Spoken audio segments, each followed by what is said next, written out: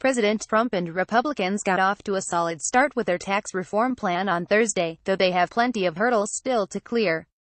The president and the GOP have an enormous amount riding on the success of the tax push given the failure of their efforts to repeal and replace the Affordable Care Act, also known as Obamacare, earlier this year.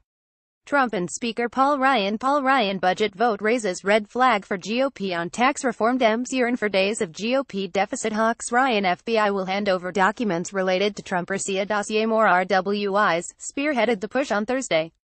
Trump insisted that the tax reform pledge would be a big beautiful Christmas present for the American people in the form of a tremendous tax cut. Ever the performer, the president went so far as to kiss a mock-up of the postcard-sized form that House Republicans say will be sufficient for most people to file their taxes. I didn't know I was going to be given a prop, he said, flanked by a smiling Ryan and House Ways and Means Committee Chairman Kevin Braddock. Kevin Patrick Bradius wins trade case over dolphin safe tuna labeling. Overnight finance. House adopts Senate budget, taking step to tax reform. GOP worries Trump feuds will endanger tax plan. Trump talks NAFTA withdrawal with senators. Treasury calls for looser oversight of insurers. The Hill's 1230 report. More are Texas. Allies of the president make no secret of the fact that, behind the smiles, the White House's patience with Capitol Hill leaders is thin after the earlier failures on health care.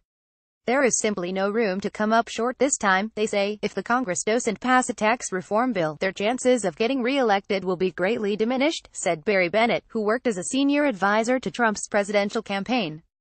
They've got to prove they can do something. The Speaker and the President will be relieved that party dissent was muted, for the most part. On Thursday, the most prominent objections came from lawmakers in higher tax states such as New York, whose constituents would be among the hardest hit by steep cuts to so-called SALT deductions, those taken for state and local taxes. At least two New York Republicans, Reps. Peter King and Lee Zeldin, seem likely to oppose the current plan on that basis. King told The Hill he was strongly leaning no, though he also said he was still analyzing the legislation. Zeldin was even clearer, saying that he was opposed to the plan in its current form, so long as those critical voices do not multiply into a full-scale rebellion. However, they seem unlikely to endanger the overall plan in the House. Trump told Brady during their White House meeting that he hoped to have a bill on his desk by Thanksgiving, a comment that provoked some puzzlement, since the more likely aim is to have legislation get through the House by that point. However, Republicans express confidence that things will fall into place before the end of the year. The prospects are very good, said conservative strategist Greg Mueller. It may be messy for a while, at first, but I think by the end of the year we will have a Christmas bonus for the American people. Were that to happen, he added, there is going to be a very strong economic narrative that Republicans are going to be able to run on in the 2018 midterm elections. Democrats, however, panned the Republican plan as a giveaway for the rich. House Minority Leader Nancy Pelosi likened the proposal to a Ponzi scheme, asserting that the cost of the tax cuts would be met by cutting spending on programs such as Medicare and Medicaid. What's really important to know about what they're doing is, what they give you with one hand, they take away with the other, Pelosi told reporters. The Republican proposal would cut the corporate tax rate to 20% from its current rate of 35%. The estate tax would also be eased and eventually erased. The plan roughly doubles the threshold for taxation to approximately $11 million for the moment, and the tax itself is eradicated after 6 years. Democratic strategist Hank Sheinkoff, speaking earlier this week, said there was no way Democrats could cross the aisle to support such a plan.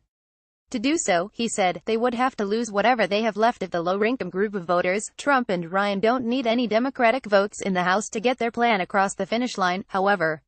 And they are betting that measures with more obvious middle-class appeal can help boost the popularity of their proposal. Their legislation would virtually double the standard deduction and reduce the current 7 income tax bands to 4. The top rate of income tax would remain at 39.6%, but it only affects individuals who earn more than $1 million per year.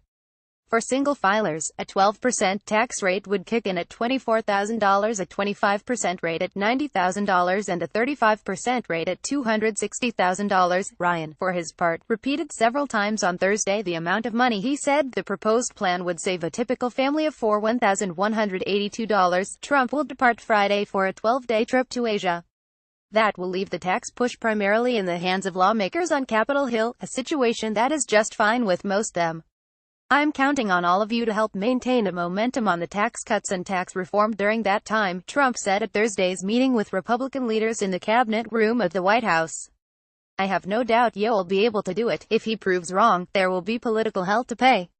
The memo is a reported column by Niall Stanage, primarily focused on Donald Trump. Donald John Trump and tell them what's in dossier more important than who paid for it. Overnight tech Twitter bans ads from Russian media. Dem says she was targeted by Russian bot. House Judiciary to hold hearing on net neutrality. Democrats dig for Russian connection and uncover environmentalists. Moraes presidency. Scott Wang and Niv Ellis contributed.